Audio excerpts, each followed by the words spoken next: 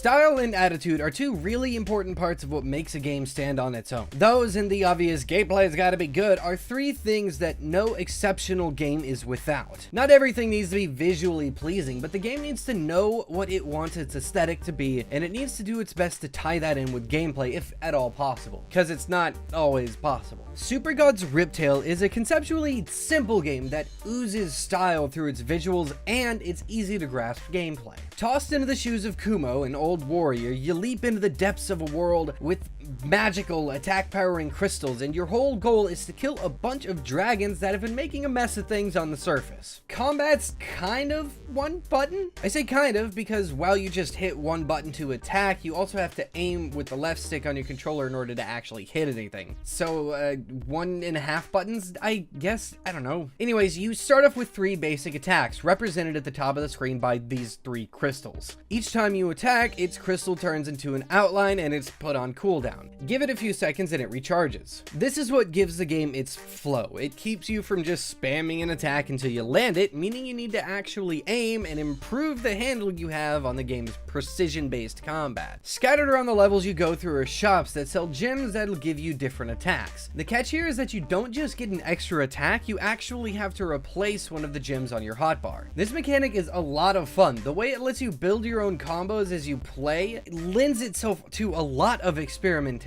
As you get a feel for how you like to play, you'll start experimenting more and more with the attacks that you get. Some are obviously straight up better, like the homing attack or a triple slash, but they're all a blast and it's fun to see how different attacks play together in different orders. After you get through 3 or 4 levels, you'll fight a boss. These bosses are really challenging and the fights are a totally different kind of chaotic than the other levels. The pacing's different and you have to learn this big beast's attack patterns or you'll kick the button and have to start all over again. They're definitely fun, but you don't often last long enough to learn much about how any given boss works. And since the game's a roguelike, there's no guarantee you'll fight the same boss the next time you actually make it to one. There's no shortage of unlockables in Riptale either. The more bosses you beat in a run, the more stuff you'll unlock. Scarves, pets, and trinkets are all little doodads that you can earn as you progress. I've only got a couple of scarves and a trinket so far, so I can't speak to what the pets are supposed to do. Maybe they just look neat, maybe they help out. I don't know. The biggest downfall that Riptale has is, honestly, it's music, and I'm surprised I'm saying this. It's catchy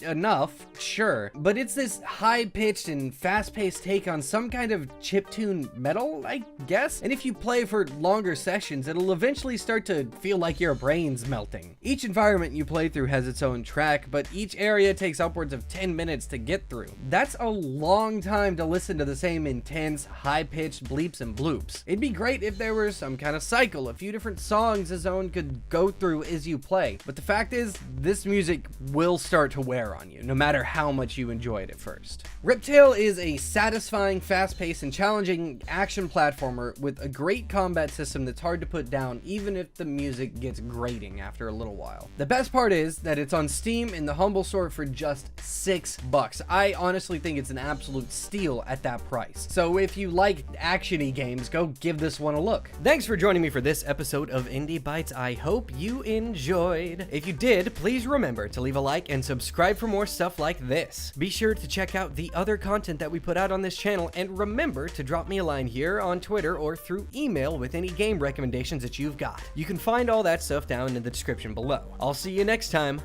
Bye!